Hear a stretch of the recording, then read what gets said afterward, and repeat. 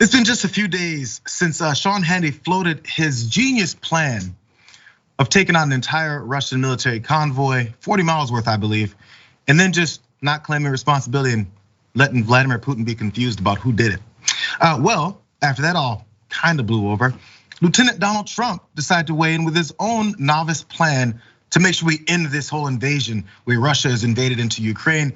And just like his buddy Sean Hannity, he had another way, except we'll just slap some Chinese flags on some American fighter jets, bomb them, and let the two of them fight it all out.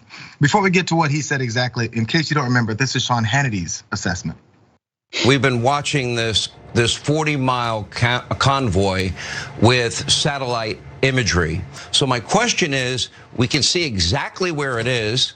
Why isn't there some group, nobody has to take credit for it. I believe in covert operations and plausible deniability. They're sitting ducks right now. Why don't we take out that convoy right where it is right now?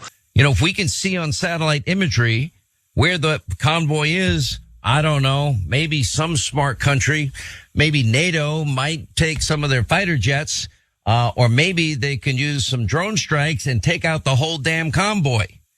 And then nobody takes credit for it. So then Putin won't know who to hit back. But at what point is this going to end? Putin has no idea. I want to put both of those together because the audio at the back end was what he said earlier in the day of the same day. Then he went on his show in the evening and said the same thing, despite what everyone was pointing out, that none of that makes any sense. Just want to point that part out. But investigator, a political reporter for the Washington Post did point out what Trump then also said more recently. Let's look at this. He said Trump mused to donors that we should take our F-22 planes, put the Chinese flag on them, and bomb the mess out of Russia, not mess. And then we say, China did it. We didn't do it, China did. And then they start fighting with each other, and we sit back and we watch.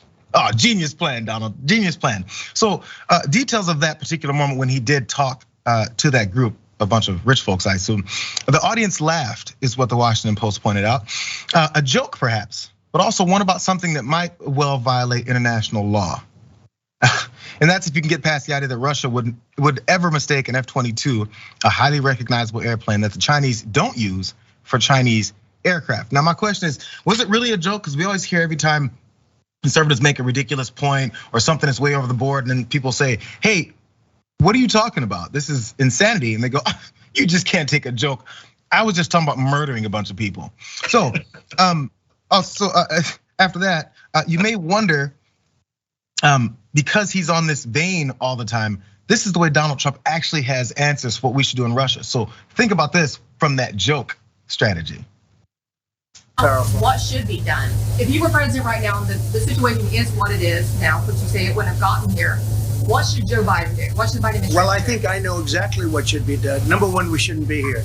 But on the assumption that we're here, that's a big assumption, but it's happened. There are things that he should do.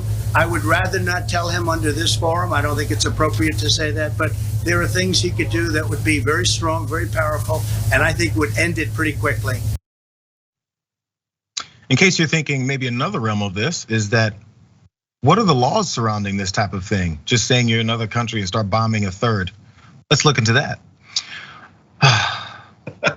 Using the flag of a neutral state or any other state that is not a party to the conflict is prohibited, is what Lori R. Blank says. She's an expert on international law at Emory University's law school, so you can believe her if you want. This idea would bring the US into the conflict because it would be actually engaging in military operations against Russia, genius, and be a violation of the rule prohibiting the use of flags, emblems, or insignia of neutral states or states not party to the conflict. It would escalate to the conflict dramatically, and the rules on neutrality in neutral states are designed to prevent exactly that, David. I'm just so impressed by the evolution of Donald Trump's understanding about military technology. I mean, the F-22, he originally thought when he was president that it was literally invisible, that you literally couldn't see it.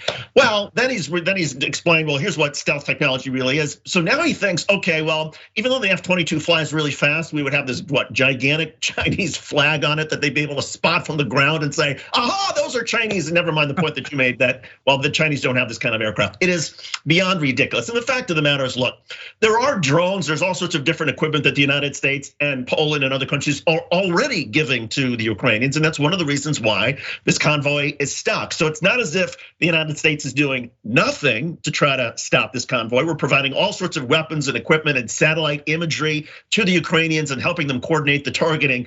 But the idea that Sergeant Schultz, Donald Trump, should be giving military advice to anybody is beyond absurd. I'm trying to remember, there was a back in the day, these were really like racist cartoons, but when Looney Tunes was making things for World War II propaganda and trying to promote soldiers, like there was a sergeant something, and he was like, he would bungle everything. I wish I remember his name. Someone's got to tell me if you guys remember this. This was old school Looney Tunes style Mel Blanc cartoons. Anyway, that's Donald Trump, by the way, in the military. Yeah, no, that's the thing. I feel like people forget that presidents are presidents and military leaders are military leaders. So a lot of times the strategy is figured out by people who that's their job. Now, if this was all the exact same thing was happening with President Trump in charge, and then they're trying to stop things like this, and then the small things, or maybe even just measured things that we may do as far as being a part of this, it'd be getting praised. To be like, oh, he's doing just enough. Donald Trump doesn't like getting involved in conflicts. It depends on who's in office and whether or not that response is gonna be what it is. Or he may be floating things like slapping a Chinese flag on American jets and shooting at Russians and saying, let's just watch them party. Well, and when you're dealing with a nuclear power, you don't want to have a Neanderthal sort of way of thinking, because you need some subtlety, you need to be very precise. And there are legitimate concerns that the Biden administration, that NATO has, that, well, what if the United States is too aggressive, providing too much equipment, and then the Russians and Vladimir Putin think, okay, we're bogged down, so now we're going to drop a tactical nuclear weapon on the supply routes that the United States has set up in Western Ukraine and kill hundreds of thousands of people and terrorize them and incinerate all. Well, then what does the United States do? So, Biden's got to be extremely sort of careful and precise about the response, about a measured response, making sure that, okay, it's fine if the rules are engagement, the United States provides equipment and supplies, and essentially is airlifting in equipment that can help the Ukrainians take out this convoy. But there's all sorts of different ways that this could end really, really badly. And one of the ways it would certainly end badly is if anybody took Donald Trump or Sean Hannity's advice about what to do. And then if they do and things go sideways, who would get blamed? Right.